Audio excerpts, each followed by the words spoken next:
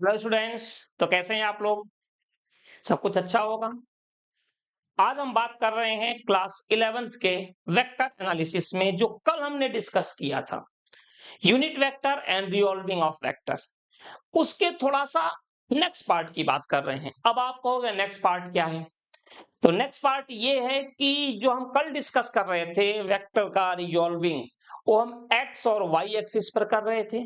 आज हम x Y और जेड एक्सिस पर कर रहे हैं। तो आप थोड़ा सा यहां देखें। अगर हम बात कर रहे हैं in case of X and Y axis, X और वाई एक्सिस में अगर मान लीजिए कि कोई भी वेक्टर p है, तो p इक्वल टू क्या होता था? एक्स आई प्लस वाई जे, यही होता था।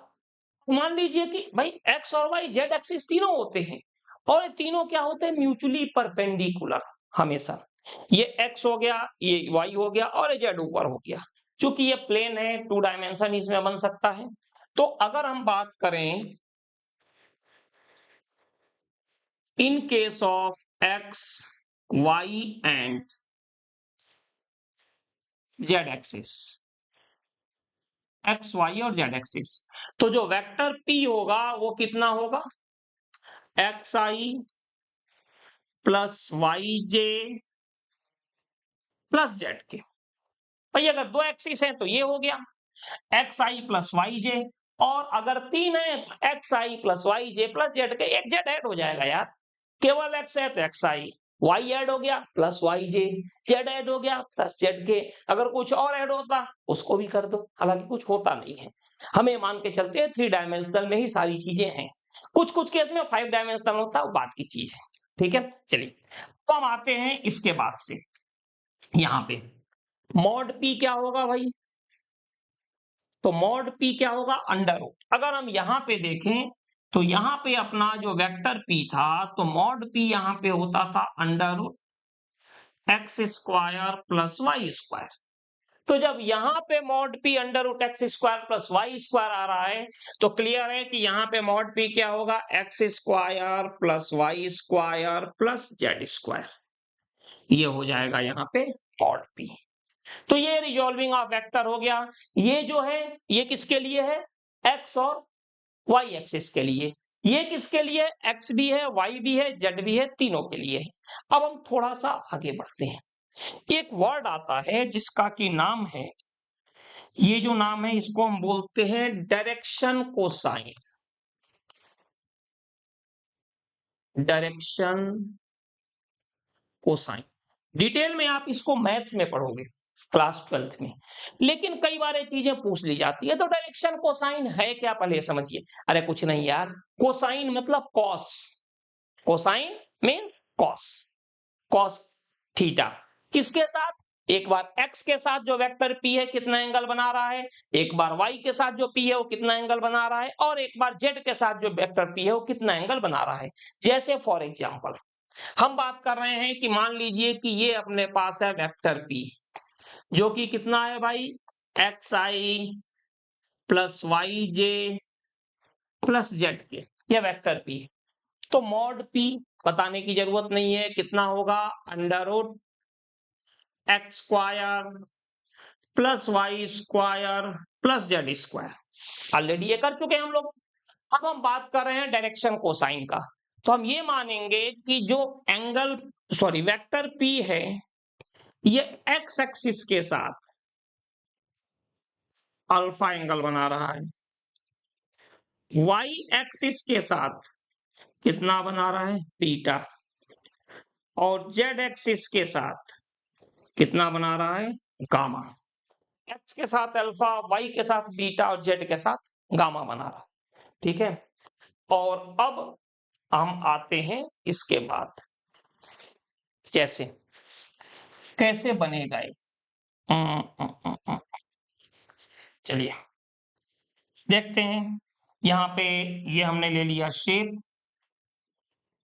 ये तो है डॉटेड लाइन। तो जैसे ये हो गया अपना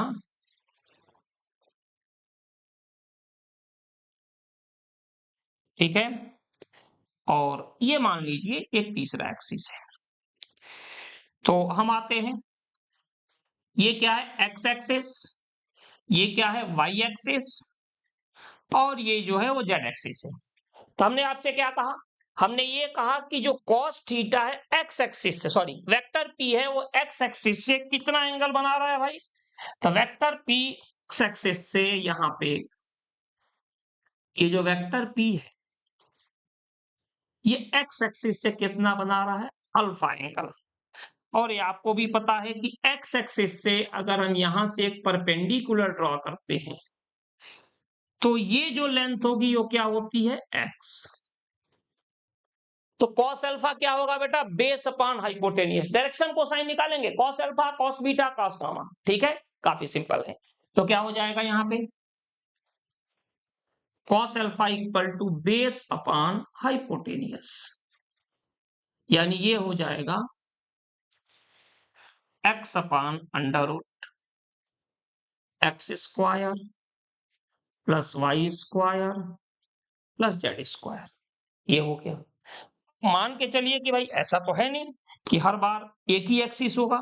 अब हम क्या कर रहे हैं, इसी में हम बात करने जा रहे हैं, मान लीजिए कि ये दूसरा एक्सिस है कोई, ठीक है, ये इस बार हम ये मान ले रहे हैं कि यहां पे ये वेक्टर है, ये एक्स और वाई। तो देखिए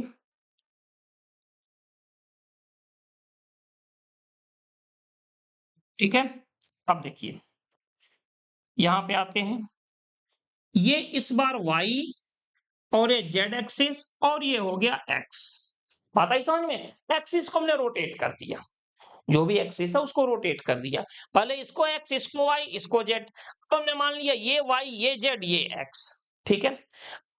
यहां पर भी सेम कंडीशन आ गई, मान लीजिए कि ये जो वेक्टर है वेक्टर पी, ये वाई एक्सिस के साथ कितना एंगल बना रहा है, बीटा। जो वेक्टर पी है वाई एक्सिस के साथ बीटा एंगल बना रहा है, और ये है वाई। तो अब बताइए कॉस बीटा कितना होगा, वाई अपान मॉड पी, यानी कि वाई अपान अंडर रूट कितना X square plus Y square plus Z square, cos beta, direction cosine यही होता है, cos alpha cos beta cos gamma, ठीक है। अब हम आते हैं लास्ट, ये हो जाएगा, मान लीजिए कि अब हम आ गए किसमें,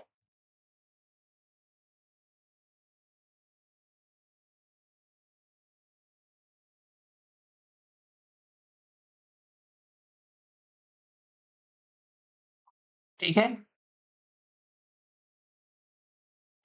ये हो गया इस बार।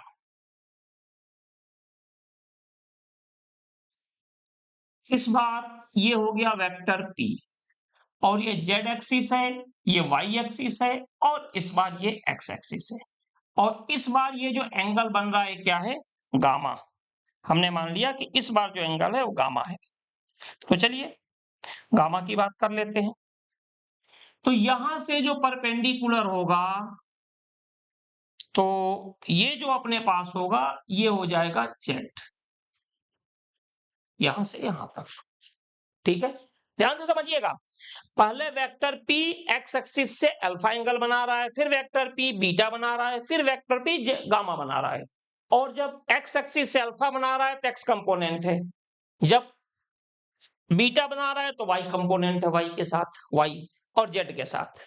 तो ये बताइए कि कॉस गामा कितना हो जाएगा, कॉस गामा हो जाएगा जेड अपान मॉड पी, यानी कि यहां से हो जाएगा cos gamma equal to Z upon under root x square plus Y square plus Z square. ये हो गया आपका डायरेक्शन कोसाइन, ठीक है, कोई दिक्कत। और अगर चैनल को सब्सक्राइब नहीं किया है तो कर लीजिए, लाइक जरूर करें, कमेंट्स करें। आगे हम बढ़ते हैं इसके बाद से, ये तो क्लियर है आप लोगों को। चलिए एक क्वेश्चन पे आते हैं हम सबसे पहले। क्वेश्चन एक सिंपल करते हैं और उसके बाद से बात करेंगे डायरेक्शन क्वेश्चन का।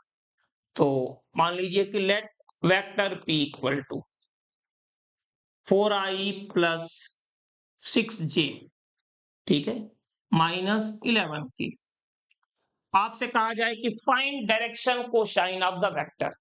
तो काफी सिंपल है, डायरेक्शन कोसाइन अगर आपको इसका निकालना है तो सबसे पहले जरूरत पड़ेगी आपको किसकी, मॉड p की। तो मॉड p इक्वल टू क्या होगा, अंडर रूट 4 का स्क्वायर 16 प्लस 6 का स्क्वायर 36 प्लस माइनस 11 का स्क्वायर 121। ठीक है, देखिए माइनस, ये मत सोचिएगा कि यहाँ -11 कर दो, ये प्लस है तो ये कंडीशन हो जाएगी। तो यहां से हो जाएगा mod p equal to under root 52 और 121 173, ये हो गया मॉड p। कैलकुलेशन आप चेक कर लेना। अब हम बात करने जाएं अगर यहाँ पे डायरेक्शन कोसाइन, तो कॉस अल्फा,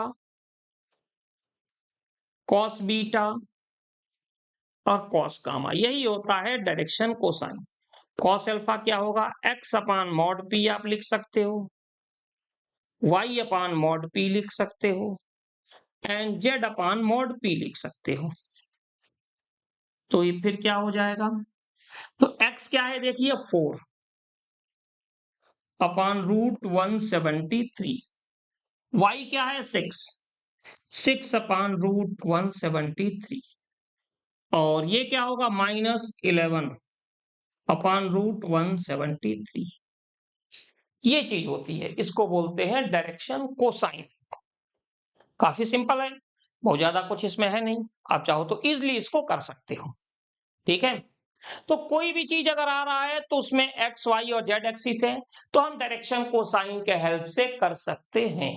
अब जैसे मान लीजिए कि फॉर एग्जांपल एक और आता है, ये क्लियर है, दो वेक्टर्स हैं, यहां देखिए। फॉर एग्जाम्पल अगर आपसे कहा जाए कि हमारे पास एक वेक्टर है ए,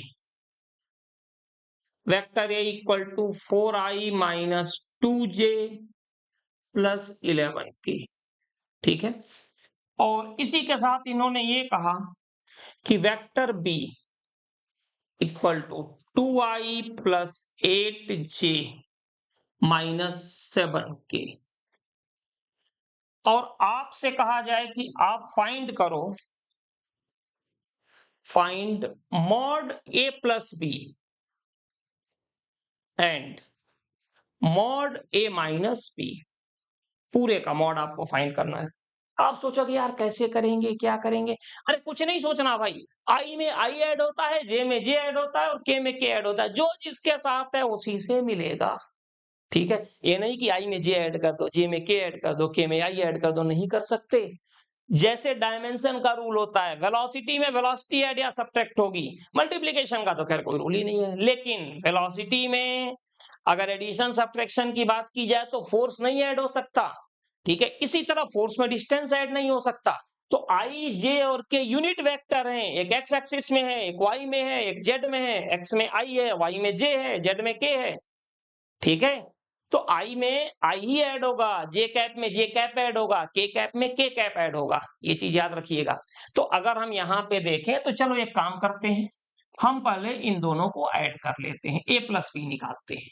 तो ए कितना हो जाएगा यहां से, 4i माइनस 2j प्लस 11 के, और बी क्या हो जाएगा यहाँ पे, बी हो जाएगा 2i प्लस 8j माइनस 7 के।